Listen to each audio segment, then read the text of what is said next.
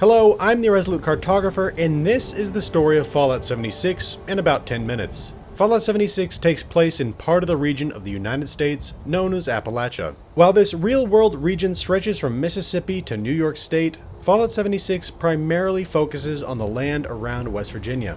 Before the war, the Appalachia of the Fallout universe was a land of contrasts. It was home to some of the richest and some of the poorest people in America. The environment ranged from near pristine natural beauty to industrial wasteland. The automation of the economy was more entrenched than anywhere else in the country.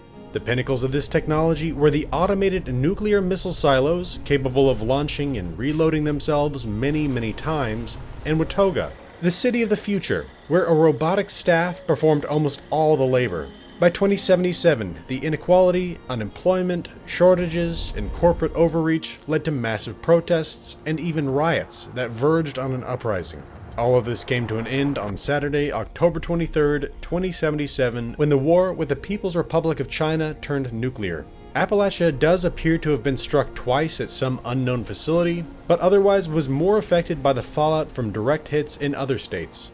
The early days of the post-war would serve to birth three major factions that would rise in the years to come. Most cities collapsed soon after the bombs, but in Charleston, the emergency services persevered. These police officers, firefighters, and medical professionals took the reins from the faltering state government and organized themselves into a governing body known as the Responders. Resort goers that had arrived for some early season skiing sought assistance in Charleston but were turned away. They returned to the mountains empty-handed as the coldest winter on record set in. These events taught many of these former vacationers that if there was something they needed, they would have to take it. A squad of Army Rangers named Taggarty's Thunder after their CO, Lieutenant Elizabeth Taggarty, had been wargaming in Appalachia when the bombs came down. After taking shelter in a cave, they made contact with Lieutenant Taggarty's old friend, Captain Roger Maxson in California. As the winds of winter roared in, the Rangers decamped to the mountains for an old survivalist training camp. When the snows thawed in the valleys, the responders began to reach out to their neighbors around Charleston and Morgantown. When the summer rolled around and the snow in the mountains finally thawed, they ventured up to the ski resorts, hoping to help those they'd had to turn away the previous fall.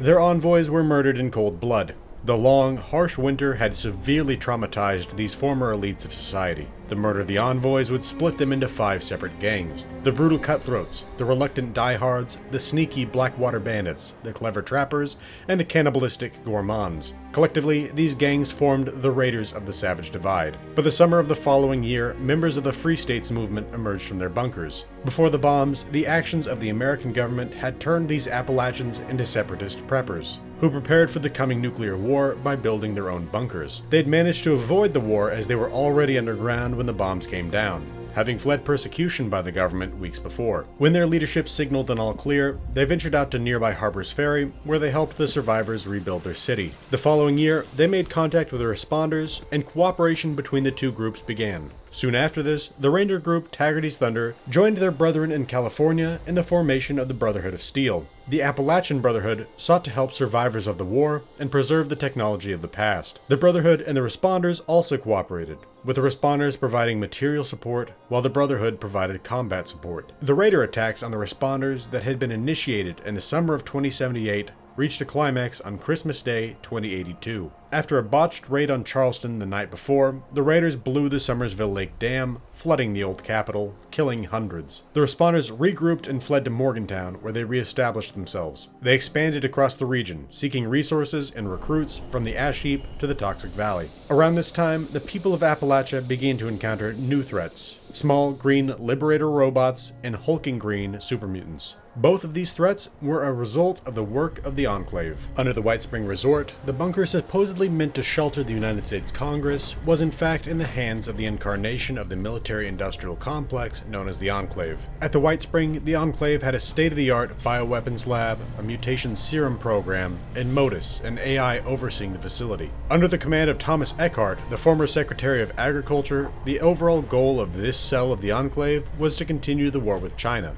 To do this, Eckhart needed control over the automated missile silos, Failsafes had been put in place to prevent a madman from single-handedly making nuclear war, and these had to be overcome. The biggest concern was the automated DEFCON system that required conditions to be dire enough to warrant a nuclear launch before one could take place. To trick this system, Eckhart had ordered the release of the Liberator bots and the reactivation of the FEV VATs at the local West-Tek facility. While neither the bots nor the mutants were enough to warrant a launch, an experimental accident provided Eckhart with the means to his end. This accident caused a bat to mutate into a massive monster. These bats weren't just massive though, they carried a strange sickness that contaminated the environment and caused those infected by it to serve the bat. Rather than ordering the bat destroyed, Eckhart ordered the creation of more. For the time being, he kept these monsters a secret from his officer corps. When in the summer of 2086 the super mutant threat became too severe to ignore, the Responders and the Brotherhood worked together to defeat them. Though they succeeded in wiping the mutants out, it led to a cascade of events that resulted in the release of the giant bats, the destruction of the local Enclave cell, and the subsequent attack on Harper's Ferry by the giant bats. Named Scorch Beasts by the locals of Harper's Ferry, the bats destroyed 7 years of hard work in an hour, driving the terrified Free States out of Harper's Ferry and back to their bunkers. Unfortunately, the Responders didn't see the attack take place, and thus they dismissed the threat the Scorch Beasts posed to all of Appalachia. The success against the super mutants also coincided with a shifting of the mission of the Brotherhood of Steel from saving lives to preserving technology. The post-war society was shattered, with the Free States back underground and the Responders and the Brotherhood going their own way.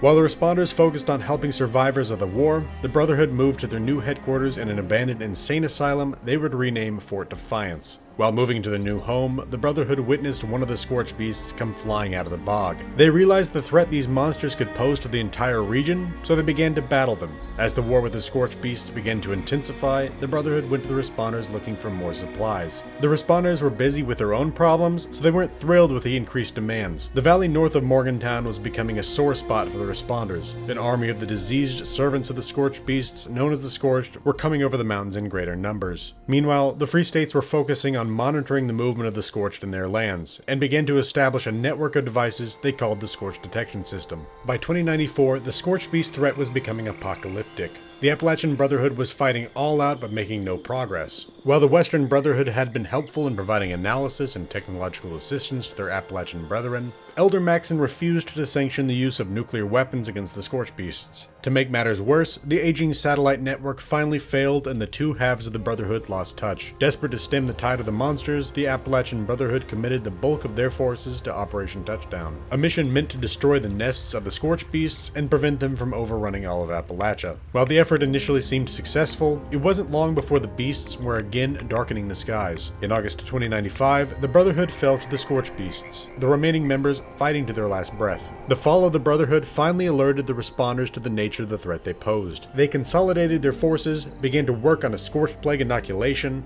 and committed their hazardous environment troops, the Fire Breathers, against the Scorched. It soon became clear that this was too little too late. By October 2096, the inoculation work had stalled. The Fire Breathers were dead, and the Scorched and the Scorched Beasts were closing in on Morgantown. In November 2096, the Responders' last stand at Morgantown Airport was crushed. In the mountains, few raiders remained by this point.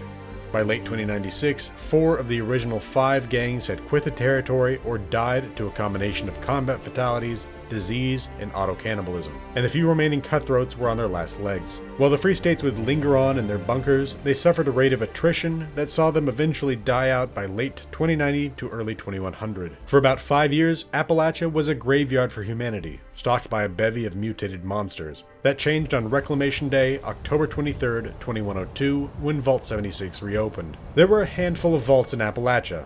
Most of these, Vaults 51, 63, 79, and 96, remained closed, while Vault 94 was actively poisoning the environment. When 76 opened, the best and brightest of pre-war America poured out. The former Vault dwellers began to form an understanding of how the post-war society had collapsed. They traveled to the lab where the Responders had worked on the Scorched Plague inoculation, and the dwellers finished the vaccine. They traveled into the mountains, where they learned the methods of the Raiders of the Savage Divide. They traveled to the bunkers of the Free States, and they completed their work on the Scorched Detection System. The dwellers learned about the Scorched Beast from the notes of the Brotherhood of Steel. They then joined the Enclave in an effort to launch a nuke against the Scorched Beasts, and after becoming Enclave generals, the dwellers succeeded in killing the Scorched Beast Queen. Alright, that was an outline of the story of vanilla Fallout 76 in about 10 minutes. The lore of Fallout 76 goes far deeper than this, and I've produced numerous videos on the topic, so feel free to check them out if you're interested. This has been the Irresolute Cartographer. Thank you to my Patreon subscribers, and thank you for watching. I'll see you again next time.